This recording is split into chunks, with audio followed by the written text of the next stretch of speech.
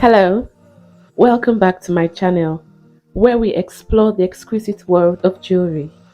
In this video, I'm beginning a new series titled Destination Jewels, where we dive into the remarkable high jewelry collection of royalties around the world.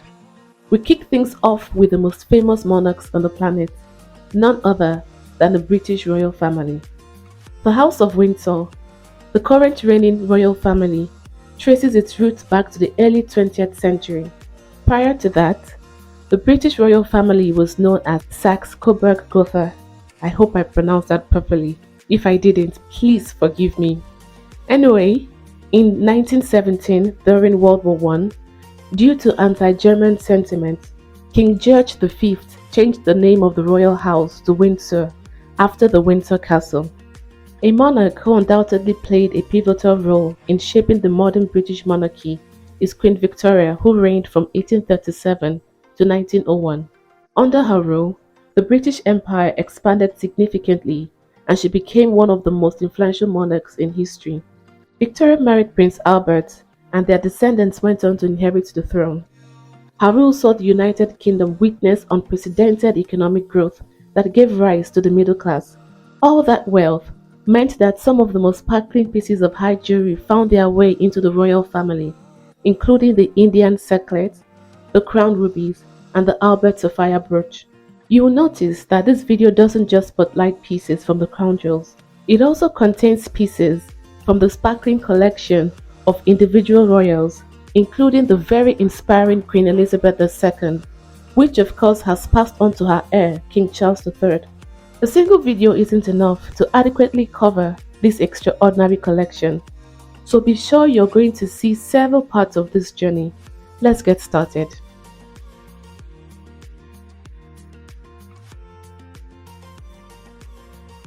St. Edward's crown is used in the coronation ceremonies of British kings and queens.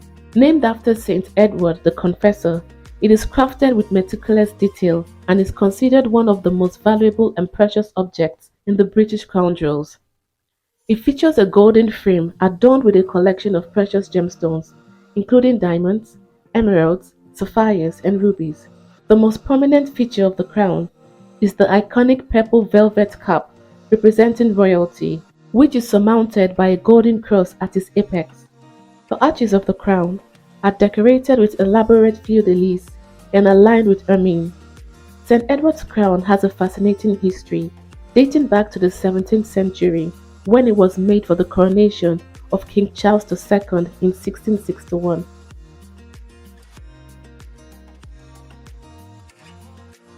The Imperial state crown is another iconic and significant piece of regalia in the British monarchy. It's an ornate and highly intricate crown that is worn by the monarch during important ceremonial occasions such as the state opening of Parliament. The crown is adorned with 2,901 precious stones, including the Cullinan II diamond, a stunning cushion-cut diamond weighing over 300 carats, St. Edward's sapphire, the Stuart sapphire, which dates back to the 17th century, and the Black Prince ruby, which is actually a spinel that weighs over 170 carats. The crown of Queen Mary was commissioned in 1911 for the coronation of Queen Mary, the wife of King George V. Its design was a collaboration between the renowned jewelers Garrard & Co. and the crown jeweler Sir William Robert Gold. It features a distinctive and intricate arrangement of diamonds. One of the crown's most remarkable features is the inclusion of the Koh-i-Noor diamond, one of the world's most famous and valuable gemstones. Since its creation, the crown of Mary has been worn by several queens consorts during their coronation ceremonies, including Queen Elizabeth, the Queen Mother, Queen Elizabeth II, and most recently, Queen Camilla. The sovereign scepter with a cross is a highly symbolic and ornate ceremonial object that holds great historical and cultural significance. It is one of the principal regalia of the British monarchy, specifically associated with the coronation ceremony of the reigning monarch. The scepter consists of a gold rod, approximately 3 feet in length, boasting a large amethyst, surmounted by a cross encrusted with an emerald and small diamonds. Atop the scepter sits a Maltese cross, which is encrusted with diamonds, rubies, emeralds, and sapphires. In 1910, it was redesigned to incorporate the Cullinan I, also known as the Great Star of Africa, which comes in at over 530 carats. The sovereign scepter with a cross represents the monarch's authority and is a symbol of divine right and power. Its historical origins can be traced back to the 15th century, with various additions and alterations made over the centuries to enhance its splendor and significance. The diamond diadem, historically known as King George IV State Diadem, was commissioned in 1820 for the coronation of King George IV. It was made by the esteemed London jeweller Rundell Bridge and Rundell. The diadem features two strings of pearls, a band of diamonds set in silver and gold, adorned with 4 crosses patei and 4 bouquets of roses, thistles, and shamrocks, representing England, Scotland, and Ireland respectively. Although the diadem was specifically created for George IV's coronation, the king rarely wore it, and it became more closely associated with his wife, Queen Adelaide. After his death, the diadem passed through various royal hands, including Queen Victoria and Queen Alexandra.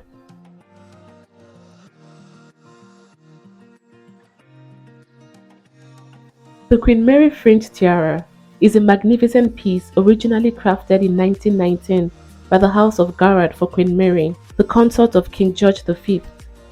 The tiara is designed in the Art Deco style, featuring a striking arrangement of diamonds set in delicate fringe pattern. The centerpiece of the tiara is a row of graduated diamond bars, which give it a regal and elegant appearance. Over the years, the tiara has been worn by several prominent members of the British royal family. Queen Elizabeth II wore the tiara on her wedding day to Prince Philip in 1947. It has since become one of the most recognizable and cherished tiaras in the royal collection.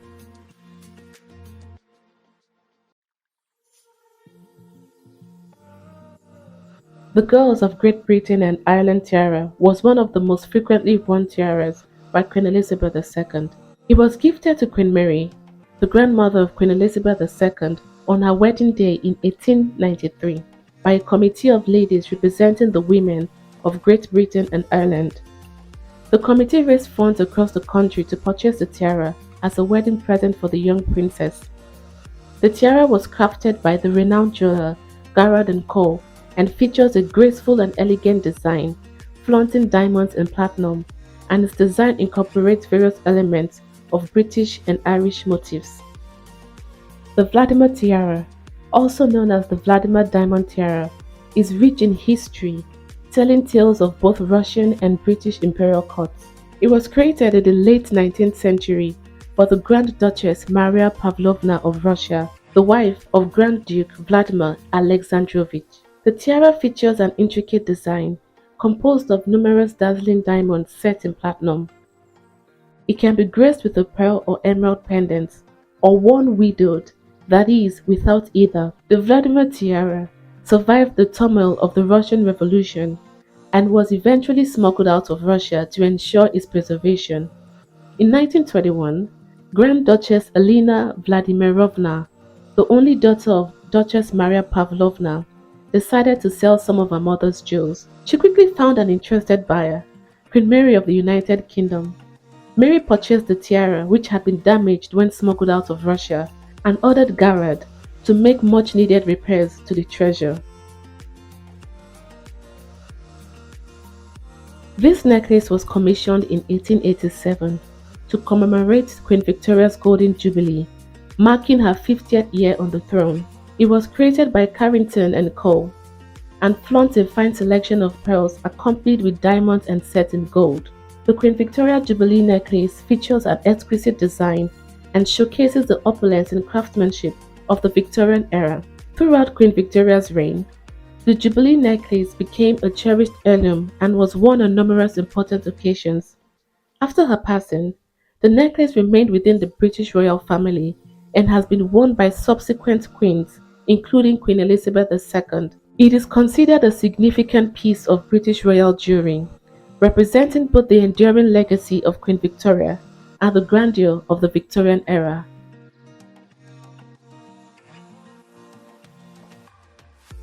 The Burmese ruby tiara was made by Garrad in 1973 from the dismantled Nizam of Hyderabad tiara, a Cartier diamond floral tiara that Queen Elizabeth II received as a wedding gift from the Nizam of India.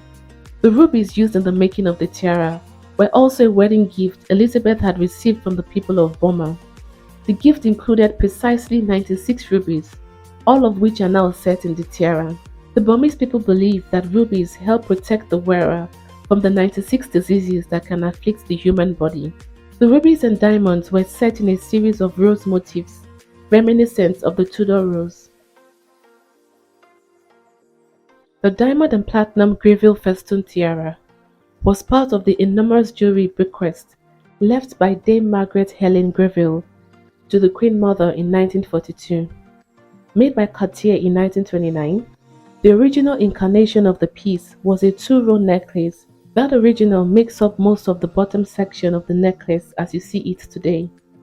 In 1938, Mrs. Grayville went back to Cartier to have the piece made even more magnificent.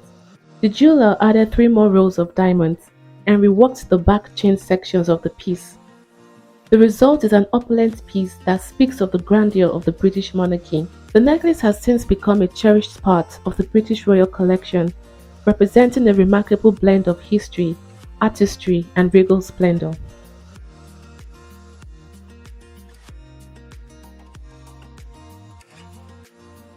The Williamson pink diamond brooch is a remarkable and highly priced piece of jewelry, featuring one of the rarest and most exquisite gemstones in the world. The brooch was designed by luxury jeweler Cartier in 1953 to showcase the stunning 23.6 carat pink diamond known as the Williamson pink. The diamond itself was discovered in the Williamson diamond mine in Tanzania and was presented to Queen Elizabeth II as a wedding gift. The brooch features a floral motif with the Williamson pink diamond set in the center as the focal point.